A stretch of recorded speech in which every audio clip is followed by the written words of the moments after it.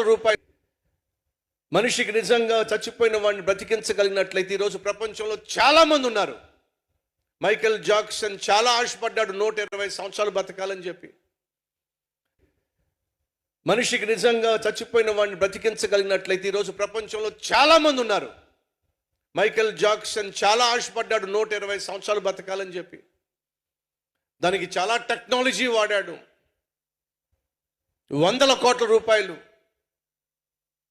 14 మంది డాక్టర్లు, కిడ్నీ పాడైన, లివర్ పాడైన, గుండె పాడైన ఇమీడియట్గా డోనర్స్, తన బెడ్కి ఆక్సిజన్ మిషన్, తను తినే ప్రతి ఆహారాన్ని ప్రతిరోజు పరీక్షించాల్సిందే, ల్యాబ్కి పంపించాల్సిందే.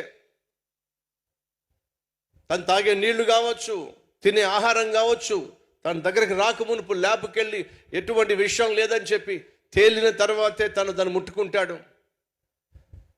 తన దగ్గర ఎప్పుడు ఫిట్నెస్ ట్రైనర్స్ ఉంటారు.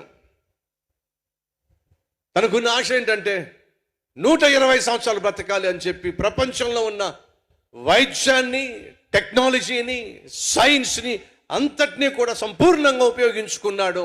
ఒకరోజు వార్త వచ్చింది ఏమిటంటే మైకేల్ జాక్సన్ ఇక లేడు, చనిపోయాడు. 60 సంవత్సరాలన్నా బ్రతకగలిగాడా? లేదండి. ఏమైనా పేదవాడా? వేల కోట్ల రూపాయలు ఉన్నాయండి. మరి సైన్స్, టెక్నాలజీ, సైంటిస్టులు, డాక్టర్లు అందరూ కలిసి బతికించచ్చు కదా? సాధ్యం కాదండి. ఎందుకని? జీవము దేవుని చేతిలో ఉంది.